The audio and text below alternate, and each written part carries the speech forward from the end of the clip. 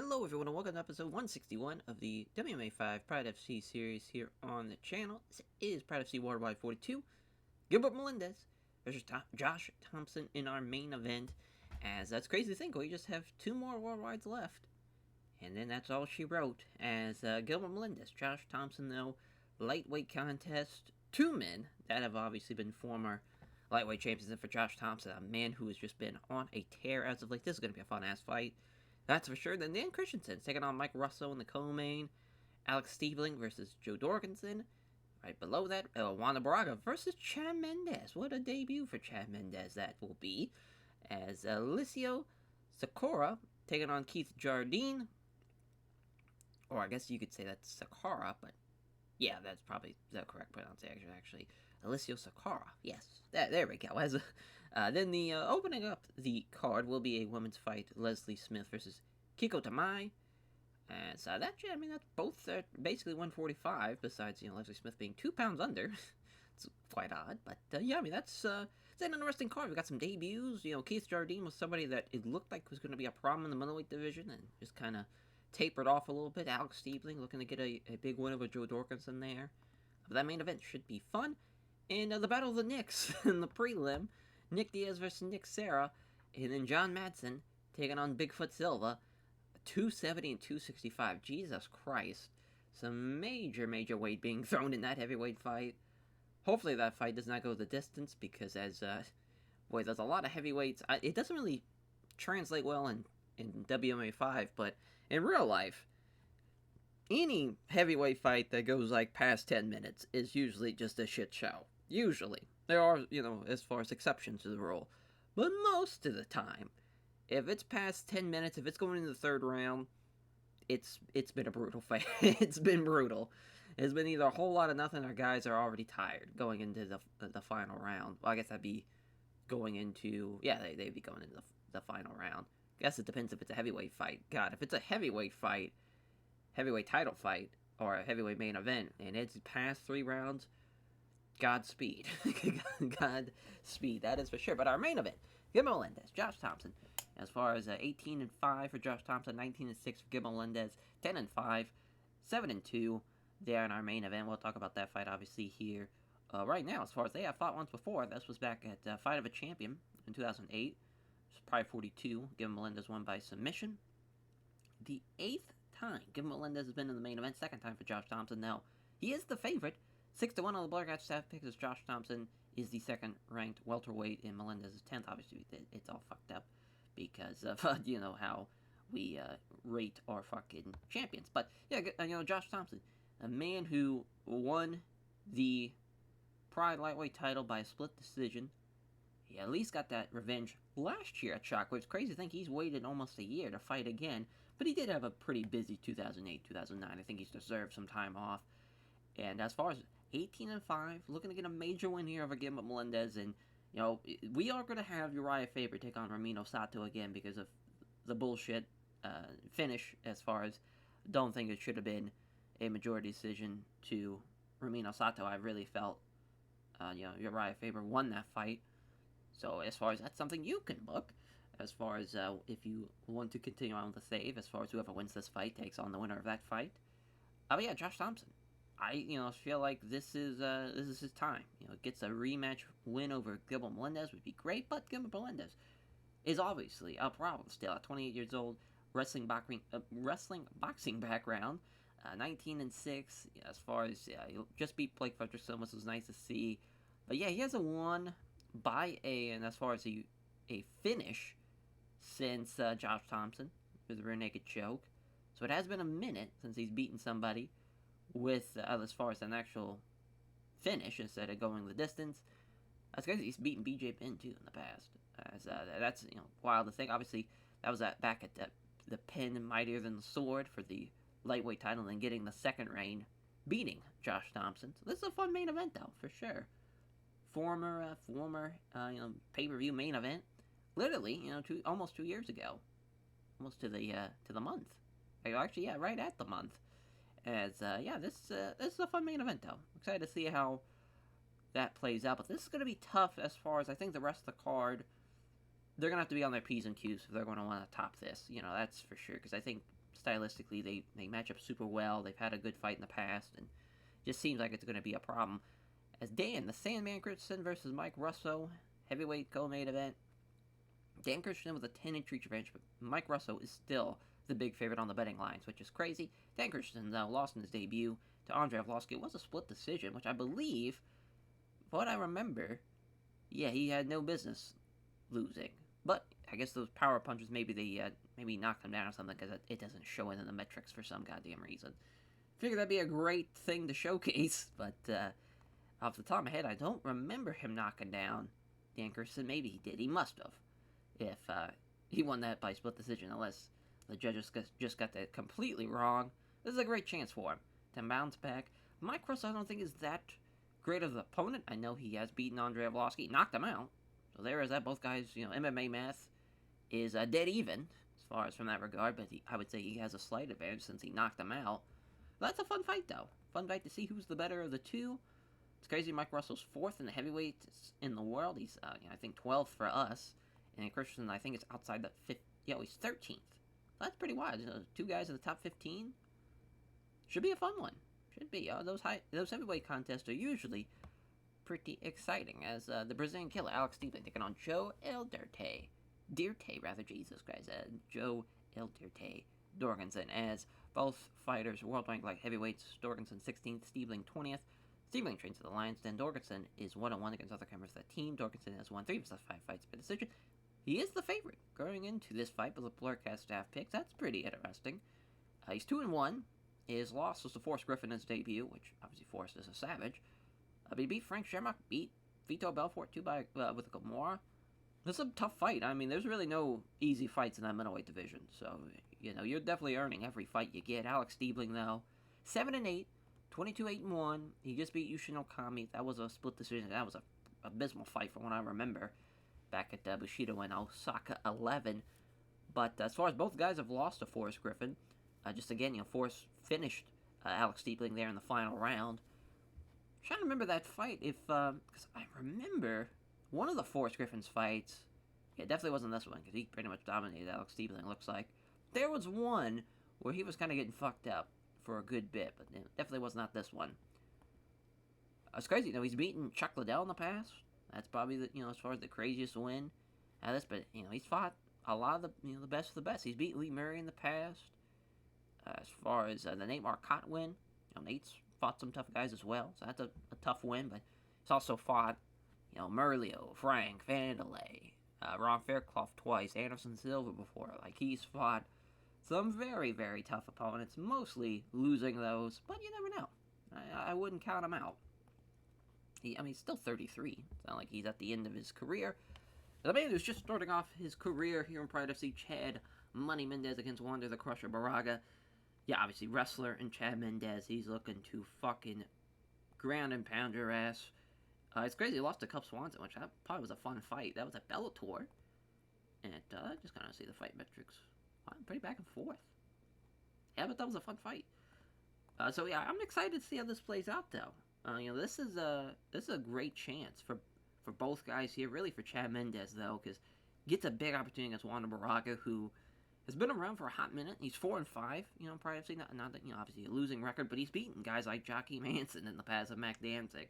So he's someone you don't want to overlook. But it seems like the leg kicks have definitely been giving him a lot of problems as of late, losing to Jose Aldo and Cristiano Marciello. And a leg lock submission loss to Dean Thomas as well. And he's fought BJ Penn and Ramiro Sato in the past. It's crazy. He beat Jockey Manson twice. That's wild. But yeah, that's going to be a fun fight for Chad Mendez.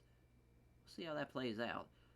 Alicio Sakara against the Dean Amin Keith Jardine. Sakara's knocked out 3 of his last 5 opponents. Jardine has finished 3 of his last 5 opponents. Another debut, of course. And for Alicio Sakara, who I want to say was, he's Cage Warriors middleweight champion. He fought in Bellator. That's kind of that's when we picked him up. Was after his run at kind of local shows and M1 and Bellator. I was like, all right, this guy's, he's looking like he's back to where he kind of was in the mid-2000s. He's beaten Travis Lutter and Jorge Santiago, but still not the biggest of names. This is a big opportunity for him, for sure. We'll see how he does against Keith Jardine, but Stylistically, they both match up very, very well, and both stand-up guys. I think it's a lot closer than what the Blurcast stat picks are giving it, because Keith Jardine, as far as he's a lot better stand-up wise than I think they're giving him credit. He's finished a lot of guys by TKO and the body kick. Like the Tim Kennedy win is crazy. Tim Kennedy's a savage, and to beat him in like the first almost minute and a half is awesome. Crazy win, absolutely crazy win. But he's fought Dan Henderson. He's fought again the Tim Kennedy fight. Melvin Manhoef's always a tough ass fight. He's fought Rampage in the past. They both have lost to Kyoichi Yamamihara, rather, as a split decision, though, in that Pancrase fight. Which that was, the run-around Pancrase fights are always a tough one to kind of judge. But, yeah, that's going to be a fun fight, though. I think that should be an exciting one. It's Leslie, the Peacemaker Smith, taking on Tamachan, Kiko Tamai, as Leslie Smith making her debut as well. So 3 fighters at least making their debut on the main card, so that's exciting. But Kiko Tamai has won 3 of her last 5 fights by decision. She is the heavy favorite, obviously a veteran, 19-3, 2-2 in Pride FC. Fought Vanessa Borto. She beat Jermaine the Randomly, which I did not see that coming. And then lost to Misha Tate recently, back in March. It's a tough fight. It's a tough fight for sure. Leslie Smith, 3-0 though, in Smack Girl / she fought a local fighter in her debut. Kim Couture, as far as Kim Couture, yeah, she's not really the best of fighters to really judge. So, we'll kind of see how that plays out. But yeah, I would probably say Kiko Tamai's going to win that one. And then Nick Diaz versus the Mad Monkey Nick Serra. They have fought once before, back in 2006 at American Bushido 10, which Nick Serra won by unanimous decision. Both have not won in a hot-ass minute, though. Nick Serra hasn't won since November of 2007. Nick Diaz hasn't won since June of 2008. He is a slight favorite, though, as Nick Diaz. He's got a 5-inch reach advantage. Nick Diaz, as far as 12-9, not the greatest of records for us, unfortunately. It's a damn shame, because obviously I love Nick Diaz. He's awesome, and when we signed him, he was 11-5. He just lost to John Alicia, which obviously, we see how great John Alicia is now. But he fought George in 2002 in Pancrase when we signed him. After the Pancrase run, he lost his first 2 fights in rings to Flav Louis-Moore and John Fitch, and just looked like we were not going to get that high level Nick Diaz that I was hoping for. And yeah, he beats Mike Swick in his debut in Pride FC. It's like, all right, at least he gets the win, and then it just went downhill ever since. Thiago Alves, though, loss was tough. He probably should have beat Akira Kikuchi from what I remember, and then the John Fitch loss is just, brutal. We didn't even give him a fight in 2009. He gets one here in 2010. I'm hoping for the best here, honestly. Nick Serra, though, 12-5, 3-3. He just lost to Jason Von Flue, and another guy that hasn't fought in a long-ass time. When you really think about it from that perspective, he didn't even fight the rest of 2008, didn't fight at all in 2009, and just now gets a fight here in 2010. That's the one thing I kind of wish with the series. I think we didn't rotate some of the guys as well as we should have, especially the guys that were not ranked. As far as it kind of got towards the end, I think a lot of guys kind of got overlooked because of that, but this should be a fun fight, though. I think stylistically they match up well, and it was a good fight the first time around, so we'll see what happens. And now this fight's going to be under the 3 rounds instead of the 2 back then. But John Madsen taking on Bigfoot Silva. Bigfoot hasn't won since October of 2008. He does have an 8-inch reach advantage, and he is the heavy favorite against John Madsen, who is making his debut. But he has won his last 5 fights by decision. He is 6-0, and obviously, with that wrestling background, could play into Bigfoot's strengths though, because I think Bigfoot, obviously a Brazilian Jiu-Jitsu guy, but he's Bigfoot, man. He's awesome. He can knock you out in an instant with a head kick, and just he is somebody you gotta watch out for sure. You gotta watch out for him. It's crazy. He lost to Rafael Carino's his last loss, which that's a mountain of a man though. And Rafael Carino, nice that he finally gets a fight again. Again, it's been a while, and he gets to potentially get as far as stopping the undefeated streak of John Madsen and using that reach to his advantage, which I think he will. As here we go, as we'll see what the betting line is. Minus 350 for Bigfoot Silva, the favorite. Makes sense, both 30 years old. Some massive heavyweights, though, 270 and 265. I mean, Jesus Christ. Degen Naguma's a referee, ringside judges. Round 1 begins. John Madsen doesn't touch gloves. They come together and over-under. Oh, look at John Silver. Look at Bigfoot Silva, rather, trying to get the knee. But Madsen Blocks it. Got him against the ropes here, looking for the trip. He's got the takedown. He's got side control off the takedown. See what Silva can do with it. Looking for the knee strike. As, John Madsen does a great job of unbalancing him. There's a knee strike to the ribs, though. There's a knee strike just above the hip. And I'm not trying to throw some right hands, just trying to catch his breath now. Nagumo's going to stand him up. And there's a right cross that lands hard from Bigfoot Silva. And Silva manages to aggressively get a good position in the clinch. Silva tries to wrestle Madsen backwards up against the ropes. He does so. Halfway point in the round, Silva tries to go for another takedown. He's got it. 2 for 2 on takedowns already for Bigfoot Silva. And I think he's definitely outclassed him, for sure. He's outclassed him in this first round. And looking for an armbar. That'd be a nice finish. Doesn't get it, though. Blocks it into pull guard, and they're going to stand up with 30 seconds left. Nothing's probably going to happen out of this. Oh, Madsen maybe gets something going here at the end. Well, nope. Silva still out-wrestles him. And yeah, dominant first round for Bigfoot Silva. Definitely his fight to lose. As they get up close and over under position again, potentially here. Oh, nope, just go straight up into the clinch. Bigfoot Silva's got him against the ropes, and 3 for 3 on the takedowns. He's got him in a turtle up position. He is unloading with some big right hands. 1 for the knee strike, which that would have been a fight ender for sure. But Bigfoot's getting tired. He lands the right cross that lands hard. Another straight right that lands hard. Boy, Bigfoot Silva's just outclassed him. I mean, this has been fantastic. There's a fantastic right cross after the jab. Knocks him down, looking to finish the fight here. He does it. Nagumo's going to jump in and save him from taking any more shots. Great performance, though, from Bigfoot Silva. John Madsen, tough debut for you, bud. I mean, you got fucking destroyed. Completely outclassed. As he gives an injury to him at, I don't even want to, I think it's GB Tai?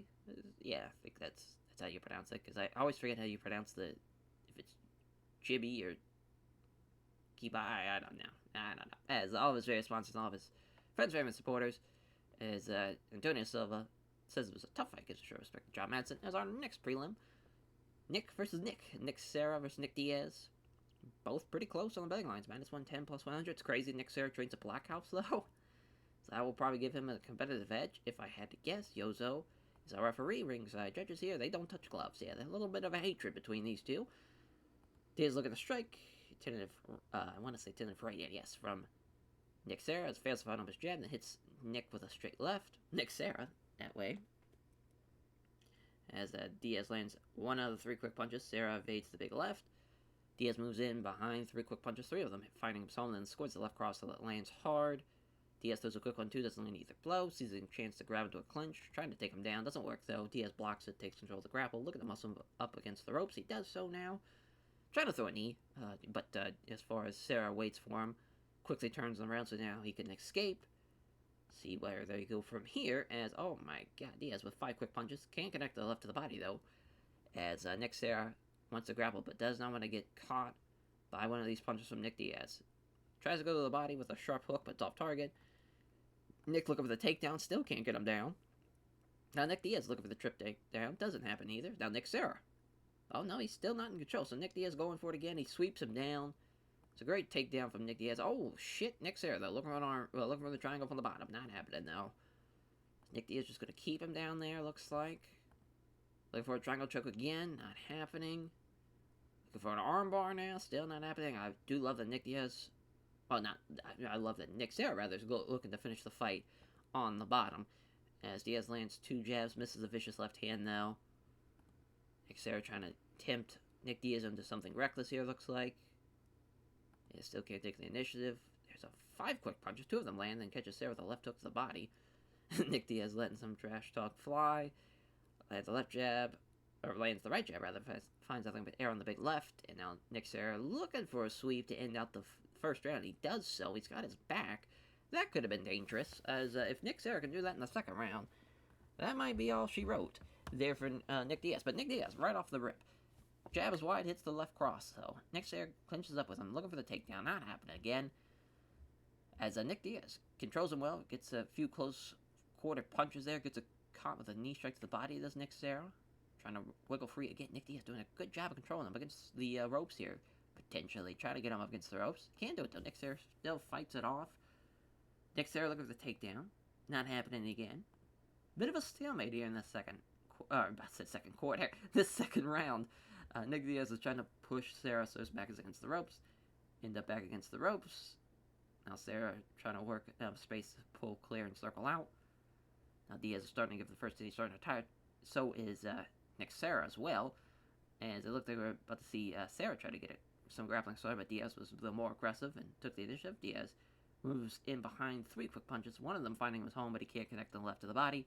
Right jab, beautiful straight left. That's a nice little 1-2 from Nick Diaz. But Nick Diaz, he's doing a great job as far as outboxing him for sure. I figured that was going to happen, but what I've been surprised with is how Nick Sarah has not been able to do really anything besides at the end of that first round when he got the takedown at the end of the round. But again, just Nick Diaz is just putting on a boxing display here. Depending on how the judges grade that first round, because Nick at least did try to finish him from the bottom. So there is that. You also got to see him as far as taking people down and looking to finish the fight. It just seemed like Nick Diaz, I mean, he did enough. I think he did enough in the first, but I think there might be a judge out there that probably would have gave Nick Sarah the first round. So it's really going to come down to this final round. As showing good hand speed there as Nick Diaz lands a flurry of 4 punches and then catches Nick Sarah with a left hook to the body. Lands the right jab, misses the vicious left hand though. Now Nick Sarah trying to get a trip, not happening again. He's got him down, does Nick Diaz. So that's a great takedown. Diaz looking for the Kimura. Doesn't happen though. That'd been awesome. We get the Kimura. Looking for the arm triangle now. That gets blocked as well. And yeah, Nick Diaz does enough to win that round and will be your winner. By unanimous decision should be. Yes, Nick Diaz does win it. That was a good performance from Nick Diaz. I'm glad he won. He needed that win. 13-9, 12-6 for Nick Sarah though. Tough break. As he wants to take on Takanori Sato next. How fun. On to the main card, the opener. Leslie Smith versus Kiko Tamai. It's 19-3, 3-0 though. I mean, obviously the fight experience to Kiko Tamai. They're both 28 though, which is wild to think. So much more fights for Kiko Tamai, but it's crazy. They both, stylistically, they match up very, very well. Both kickboxers, Brazilian Jiu-Jitsu background for Leslie Smith, and a grappling background for Kiko Tamai. They both have a fight camp. Kiko Tamai is the favorite, which again, no surprise. But Big John McCarthy's referee, ringside judges. Kiko Tamai gets a big cheer from the home crowd here as they touch gloves. Leslie Smith comes on the attack. There's a counter jab from Tamai, but misses. Quick 1-2. Doesn't land either blow from Leslie Smith. Are they finally going to land something here? There we go. There's a jab. As now she catches Tamai with a low kick to the front leg after missing on the jab. There's a counter left hand from Tamai. Jab lands, but finds nothing but air on the big right from Leslie Smith. Come together and attack. There's a jab, but misses. 1-2 from Smith throws a land. Boy, this has just been brutal. There we go. Kiko Tamai's trying to shoot. Something's got to happen out of this, but no, she just left hopping on one leg. Kiko Tamai's going to get up against the ropes. Smith rustles out of it, though. Back to the center we go. Tries to hit the jab, but misses. Jab is wide. It hits the high right kick to the side of the head. As Kiko Tamai, looking for the takedown, probably was rocked, looking for something to get out of that predicament, and at least she did enough to get her up against the ropes here. See what happens now, as, yeah, she can't really do much. Kiko Tamai's just trying to keep her down there, up against the ropes as long as she can. Big John's going to separate them now, about past the halfway point in the first round, and Leslie Smith, though, with a great counter here with a left hook after Kiko Tamai misses the right cross. Leslie Smith stepping in the pocket. There's some scissor kicks to the legs. Kiko Tamai will not get her down. If it wasn't for these takedown attempts where she just, keep it up against the ropes, this fight would be over. I really do think Leslie Smith would have knocked her down and finished her, or either just plain knocked her out. Leslie Smith, though, slipping past the right hook attempt, attacks with a jab and a kick to the lead leg. Oh, dodges a right hand, counterattacks with a left jab and a low kick that doesn't connect, though. It's a great first round for Leslie Smith, but I think Kiko Tamai, depending on how you judge that, you might give it to her just because she was in control for the majority of the round and she landed more punches, but I honestly would give it to Leslie Smith, but that's just me. Just me, as we're back underway. Moving forward constantly. Leslie Smith trying to pressure her, stepping into the jab, avoiding a jab on the way in. That's a nice one, too, but Kiko Tamai avoids both of them. Back into the pocket. It doesn't miss with it. It doesn't connect, rather, with the jab. It hits the nice straight right hand. Left hand exchange from Kiko Tamai. Another two-punch combination. That's avoided by Kiko Tamai. Left hand exchange is a nice 1-2. A nice jab and a straight right hand from Leslie Smith. A jab hits for Kiko Tamai. Oh, she fools it with a feint. There's a straight right again. Leslie Smith's rocking her with these straight rights, though. Two-punch combination. Again, Kiko Tamai is doing a good job of avoiding the 1-2s so far. There's a punch, but Kiko Tamai was equal to it. move forward constantly as Leslie Smith, but I'd say Kiko Demai's doing a better job this time around as far as outstriking her and doing a good job as far as avoiding a lot of the strikes. This time around, looking for the takedown, and she's got the single leg. First successful takedown. She's needed that one for sure. This is a massive takedown, and if she hangs on here, which looks like she will, she have won that round. So this is going to be a very interesting final round for these two ladies here. As Leslie Smith comes forward on the attack, misses the left hand exchange. Does Kiko Demai. Jab lands from Smith. The leg kick misses. Leslie Smith starting to breathe a little heavier now. Bobs out of the way of jab, moves into the pocket. Fails to land any of the strikes in a combination with a slithering low kick. Both fighters come together, both trade strikes. There's a jab in the exchanges. The 1-2 doesn't land either blow. Forces exchange strikes, scores with 2 counter jabs. Smith fails to find a home for a jab and hits Kiko Demai with a straight right. Bobs out of the way of a jab, moves into the pocket, connects with the jab, misses the low kick. Forces exchange of strikes, misses with the left hand in the exchange, connects with the jab, but Demai avoids the big right. They stand and trade in the center of the ring. Neither fighter can land a good shot. Both fighters come together and strike. Dodging a right hand and counterattacks with a left jab and a low kick that cannot connect. Smith moves forward, constantly trying to pressure Demai into exchange strikes as a left hand exchange. Hits the left hand, but Demai evades the big right punch. Minute left. See if both fighters really go for broke. They try to. Nobody really comes out in the better end there. Wouldn't be surprised if Kiko Demai wins this one. Yes, she will be an air decision winner. That was a tough fight, though. That was a tough fight for both girls. It just, Kiko Demai, unfortunately, just did a little too much there in the second round. I think that was the most dominant round out of the 3 rounds. As far as, yeah, it was pretty back and forth the third round. I think both girls just didn't have anything left, so it was kind of like a mole, like a... It's tough, because I think Leslie Smith probably won that first round, but again, I think most of the judges were like, well, she won the second, we'll give her the first since the third was kind of a, as far as a draw, if you will, so it just turned out to be Kiko Demai's night, unfortunately, because of that, since, the fights are graded on a entirety instead of a round-by-round basis, but it's nice to break it down round by round. Makes it a little easier. As Kiko Demai presenting her team there is at KIBA, her very responsive office fans get on support her, and she wants to take on Valerie next. Should be interesting. Alyssa Sakara against the Dean Amin. Keith Jardine, 15-7 both guys. Miami, Florida. Albuquerque, New Mexico. Tulsa top team rather for Alyssa. No team for the Dean Amin there. Zia is the underdog at plus 200. Yozo back out there, ringside judges. Here we go. We're underway. They touch gloves. They engage. As Jardine dodging the right hand, counterattacks with a spin kick with the ribs. Oh, and can't connect on the right head kick though to Sakara, but he hits the left jab.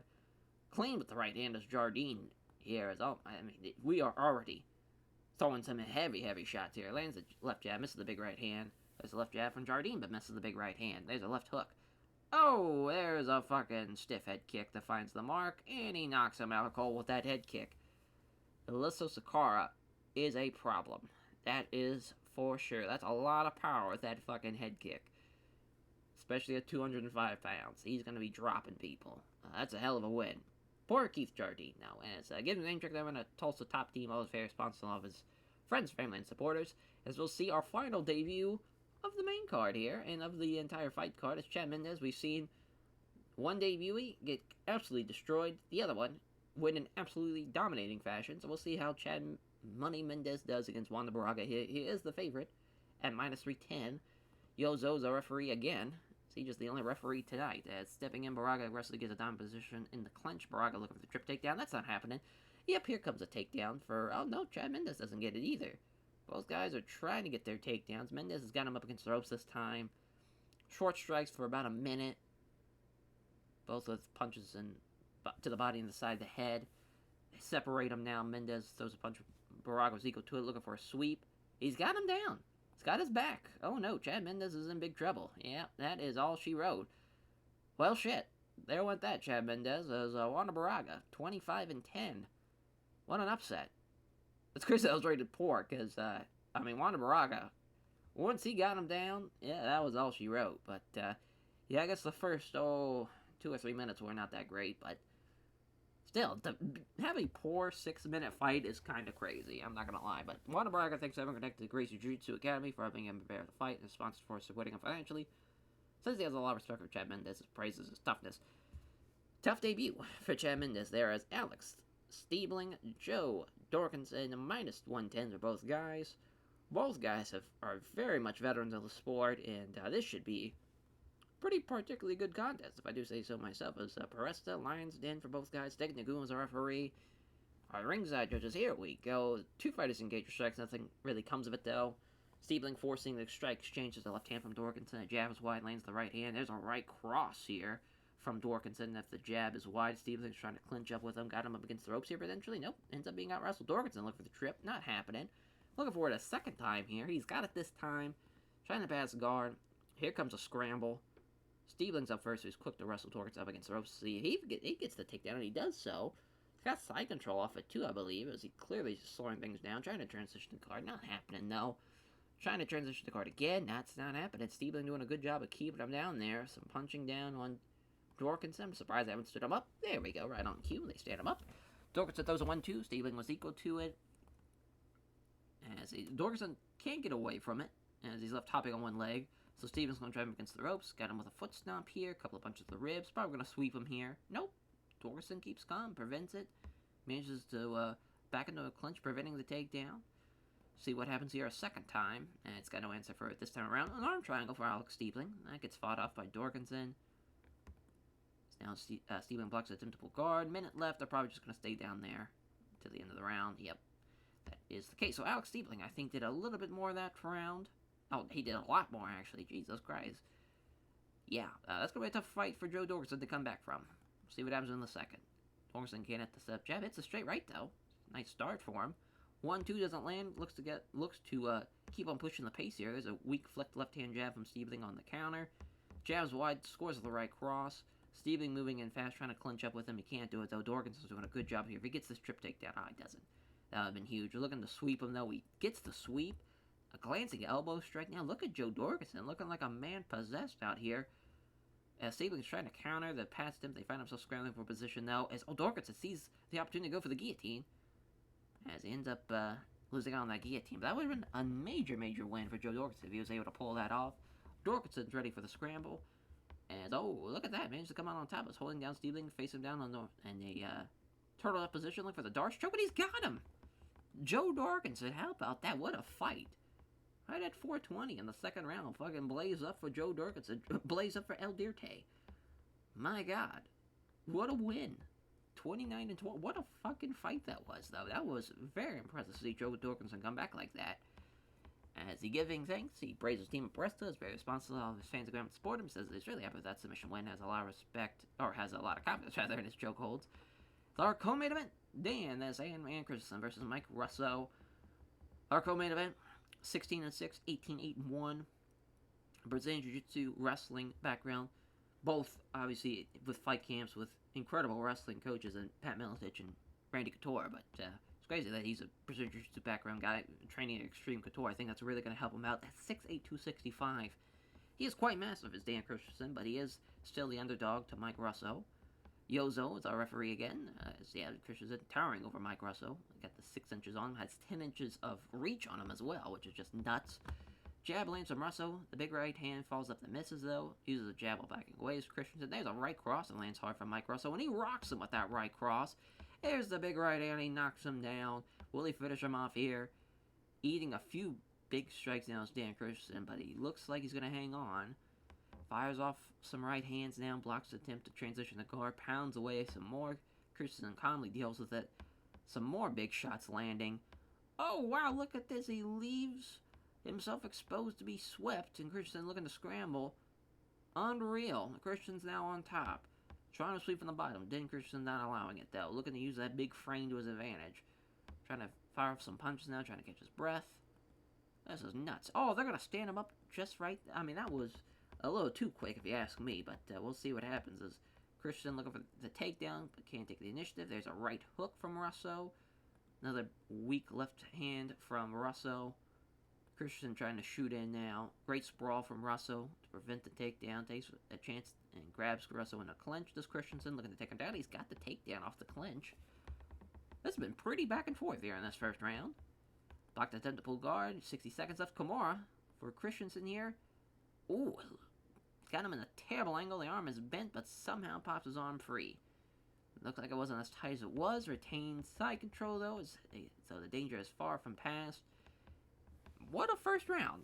Both guys had each other in a dangerous position. Obviously, I thought Mike Russell was going to finish it right there at the beginning of the fight. What a comeback, though, for Dan Christensen. I mean, he outstruck him there. It's actually really close on the strikes.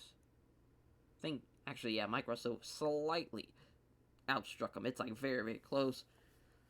Unreal, though. What a great first round. We'll see what happens in the second. Christensen with a single leg right off the rip.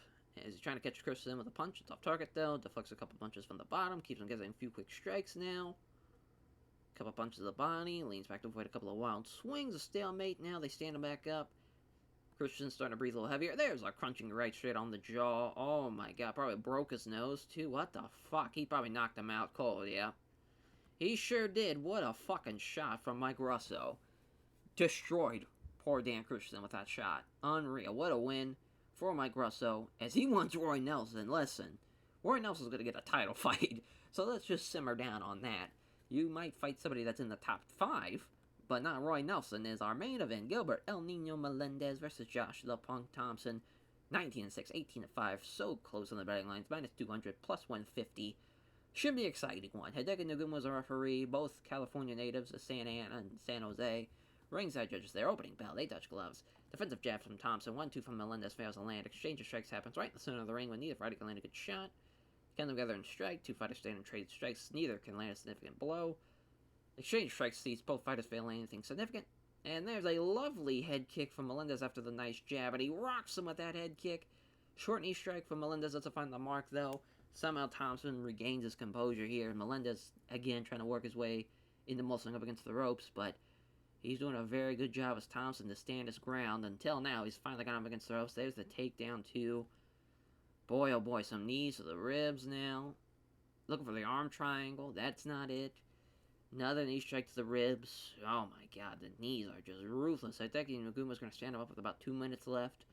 Melendez has done a significant job in this first round. He has been fantastic. Thomson looking confident, though, shortening the range, looking to strike. Looked to see a shot from Melendez, but again, Thomson's doing a good job of pushing the pace. He can't hit the sub right jab. Oh, can't hit the sub strikes, although it hits a nice straight right hand. Final minute left. Melendez looking for a takedown. It's a great sprawl there from Thomson, looking for the soccer kick, but Melendez is already back up. There's a left jab and the right hook from Josh Thomson. A takedown attempt there, and he's got it. It's a single leg from Gilbert Melendez right at the end of the round. Some good stuff there, as we'll see what happens here in the second. Two fighters stand and trade strikes, and neither can do anything significant, though. Thomson moves in and clenches, looking to muscle him against the ropes. He can't do it, though. Melendez is stuck in the, as far as with a couple of, gets him in the more dominant position to grapple instead. Now trying to get some knee strikes to the body, which he does, so he's got him against the ropes, looking for the takedown. Can't get him down, though. Yeah, I mean, he stopped it, but he's still up against the ropes. Another takedown attempt again, stopping him. Now look at Thomson ducking down, grabbing his legs of Melendez, looking for the takedown. He's got it, drags him down to the mat. That's a good second round for Josh Thomson here. Throws a few right hands, it takes a moment to plan ahead. In half guard, Thomson throws a couple of punches designed to keep him guessing. Thomson throws some small strikes, clearly just slowing things down so he can catch his breath. Bursts into life and tries to scramble for a better position here, as seizing that opportunity as Melendez is too slow and gets caught in side control. The end of the second round, pretty back and forth so far. You know, first round was all good, but Melendez obviously rocked Josh Thomson, but couldn't take him down with the knockdown, but he did get a couple of takedowns, and then the second round was basically all Josh Thomson. See what happens in our final round here, as Thomson trying to get a clinch going, hits a big knee strike to the body, can't keep him control, and so now Melendez is pushing him around, trying to get him against the ropes. He does so. If he gets the takedown here, yes, he does. That will probably seal Gilbert Melendez's fate of winning this one by decision. Can't get past the half guard, though. Let's see what happens. A minute 30 left, still punching down as Gilbert Melendez. Minute left. Hideki Nagumo's going to stand him up. Go for broke here, Josh Thomson. Not really happening. Oh, crunching leg kick, though.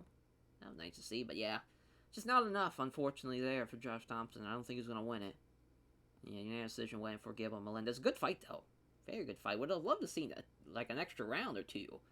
The way that fight was going, that was super impressive. Very, very impressive to see. But what a win for Gilbert Melendez, the slight underdog, winning it here, as he has to thank his team at Greg Jackson's Mixed Martial Arts for having a pair of fight sponsors for supporting him financially as well, and he's praising Josh Thomson for his skill and toughness. Tell you what, a hell of a card. Again, I don't agree with this poor rating for the Juan Baraka Chad Mendez, the first round finish. I would have at least gave it a decent rating, but it is what it is. Hell of a card, though. Hell of a card. That was a lot better than expected, to be honest. That Stiebling Joe Dorkinson fight was incredible, though, and so was Sakara and Keith Jardine. That was another fun fight. Wow, we decreased our popularity in almost everywhere but the U.S. That was pretty shocking. Yeah, performance bonus for Gilbert Melendez. 1 for Joe Dorkinson for sure. For... Trying to think who else. Probably that's it, to be honest. Maybe Bigfoot Silva for how dominant he was. That seems fair. Seems fair. Actually lost money, but that's okay. Because a couple of guys made $1 million. That is fine by me. Only made $1 million at the gate, so that's probably why.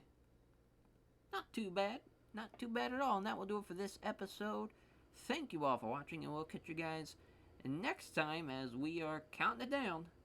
And I believe the next card is a Bushido card. It's a Bushido and Osaka card. And I believe that is a women's title fight main event, if I remember correctly here. Oh no, it's Pride 50, the big return. As yes, Ramino Sato vs. Raya Faber 2 is that main event. So that's the card. Oh, the Bushido and Osaka 12 is the women's title fight here. I gotta add that to the title card. But yes, we're down to our final 4 shows. Unbelievable. And we're almost into the last month of the save. What I'm going to do is, I was going to talk about this, towards the end of the save, but since you see the schedule, I do have some things lined up for you, so in case you want to continue the save, as far as, from a scheduling perspective, it's kind of there. You're going to have your January and February shows locked in. I'm going to try to get those cards booked for you, so you can at least continue what I was doing, and then take it in your own direction type of thing. So when you when you load up the save, you won't have to worry about guys not having, not having enough time to fight for a fight camp and stuff like that. And that's mainly why I'm doing it like that. But yeah, it should be a fun one. Should be a fun fight, though. And Uriah Faber and Ramino Sato, the rematch there. And that opener, though, Brock Lesnar, Bobby Lashley. You do not want to miss this card. That is for sure. We'll catch you guys next time.